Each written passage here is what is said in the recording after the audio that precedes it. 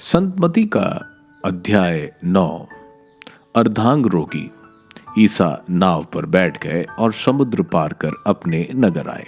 उस समय कुछ लोग खाट पर पड़े हुए एक अर्धांग रोगी को उनके पास ले आए। उनका विश्वास देखकर ईसा ने अर्धांग रोगी से कहा, बेटा ढारस रखो, तुम्हारे पाप क्षमा हो गए हैं। कुछ शास्त्रियों ने मन में सोचा, यह ईश निंदा करता है। उनके ये विचार जानकर ईसा ने कहा, तुम लोग मन में बुरे विचार क्यों लाते हो? अधिक सहज क्या है, यह कहना तुम्हारे पाप क्षमा हो गए हैं, अथवा यह कहना उठो और चलो फिरो? किंतु इसलिए कि तुम लोग यह जान लो कि मानव पुत्र को पृथ्वी पर पाप क्षमा करने का अधिकार मिला है। तब वे अर्धांग रोगी से बोले, उठो और अपनी खाट उठाकर घर जाओ। और यह उठकर अपने घर चला गया। यह देखकर लोगों पर भय छा गया और उन्होंने ईश्वर की स्तुति की, जिसने मनुष्यों को ऐसा अधिकार प्रदान किया था। मती का बुलावा। ईसा वहां से आगे बढ़े। उन्होंने मती नामक व्यक्ति को चुंगी घर में बैठा हुआ देखा और उससे कहा, मेरे पीछे चले आओ। और वह उठकर उनके पीछे हो लिया। एक दिन ईसा अपने शिष्यों के साथ मती के घर भोजन पर बैठे और बहुत से नाकेदार और पापी आकर उनके साथ भोजन करने लगे। यह देखकर फरीसियों ने उनके शिष्यों से कहा, तुम्हारे गुरु नाकेदार और पापियों के साथ क्यों भोजन करते हैं? ईसा ने यह सुनकर उनसे कहा, निरोगियों को नहीं, रोगियों को वैद्य की जरूरत है। जाकर सीख लो कि इसका अर्थ क्या है। मैं बलिदान नहीं बल्कि दया चाहता हूं। मैं धर्मियों को नहीं, पापियों को बुलाने आया हूं। उपवास का प्रश्न। इसके बाद योहन के शिष्य आए और यह बोले, हम और फरीसी उपवास किया करते हैं, आपके शिष्य ऐसा क्यों नहीं करते? ईसा ने उनसे कहा, जब एक दुल्हा साथ है, क्या बाराती शोक मना सकते हैं?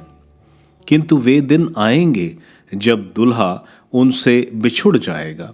उन दिनों वे उपवास करेंगे। कोई पुराने कपड़े पर कोरे कपड़े का पैबंद नहीं लगाता, क्योंकि वो पैबंद सिकुड़ कर पुराना कपड़ा फाड़ देता है और चीर बढ़ जाती है। और लोग पुरानी मशकों में नई अंगूरी नहीं भरते, नहीं तो मशकें फट जाती हैं, अंगूरी बह जाती है और मशकें बर्बाद हो जाती हैं। लोग नई अंगूरी नई मशकों में भरते हैं, इस तरह दोनों ही बची रहती हैं। अधिकारी की बेटी और रक्तस्राव पीड़िता।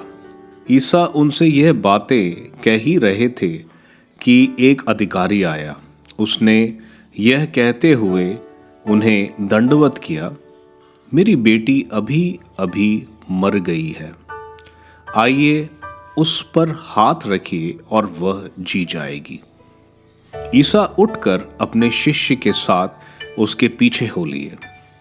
उस समय एक स्त्री ने, जो 12 वर्ष से रक्तपात से पीड़ित थी, पीछे से आकर ईसा के कपड़े का पल्लू छू लिया, क्योंकि वो मन ही मन कहती थी, यदि मैं उनका कपड़ा भर छू पाऊं तो चंगी हो जाऊंगी।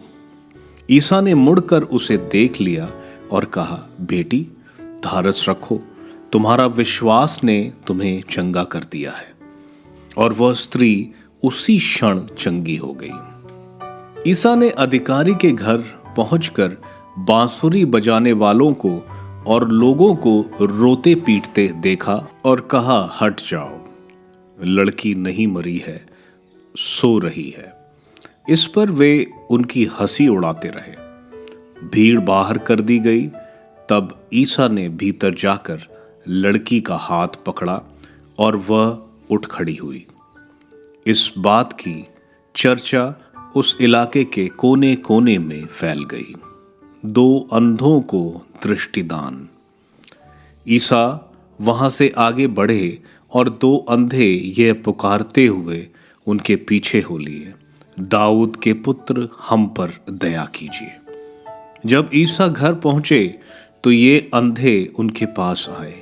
ईसा ने उनसे पूछा, क्या तुम्हें विश्वास है कि मैं यह कर सकता हूं? उन्होंने कहा, जी हाँ प्रभु। तब ईसा ने यह कहते हुए उनकी आंखों का स्पर्श किया, जैसा तुमने विश्वास किया वैसा ही हो जाए। उनकी आंखें अच्छी हो गईं और ईसा ने यह कहते हुए उन्हें कड़ी चेतावनी दी, सावधान, यह बात कोई ना जानने पाए। परंतु घर से निकलने पर उन्होंने पूरे इलाके में ईसा का नाम फैला दिया। गूंगा अबदूतग्रस्त। वे बाहर निकल ही रहे थे कि कुछ लोग एक गूंगे अबदूतग्रस्त मनुष्य को ईसा के पास ले आए। ईसा ने अबदूत को निकाला और वह गूंगा बोलने लगा। लोग अचंभे में पड़कर बोल उठे, इज़राइल में ऐसा चमत्कार कभी नहीं देखा गया है। परंतु फरीसी कहते थे, ये नरक दूतों के नायक की सहायता से अबदूतों को निकालता है। ईसा की अनुकंपा। ईसा सभागृहों में शिक्षा देते, राज्य में सुसमाचार का प्रचार करते, हर तरह की बीमारियां और दुर्बलता दूर करते हुए सब नगरों और गांवों में घूमते थे। लोगों को देखकर ईसा को उन पर तरस आया, क्योंकि वे बिना चरवाहे की भेड़ों की तरह थके मांदे पड़े हुए थे। उन्होंने अपने शिष्यों से कहा, फसल तो बहुत है परंतु मजदूर थोड़े हैं। इसलिए फसल के स्वामी से विनती करो कि वह अपनी फसल काटने के लिए मजदूरों को भेजें।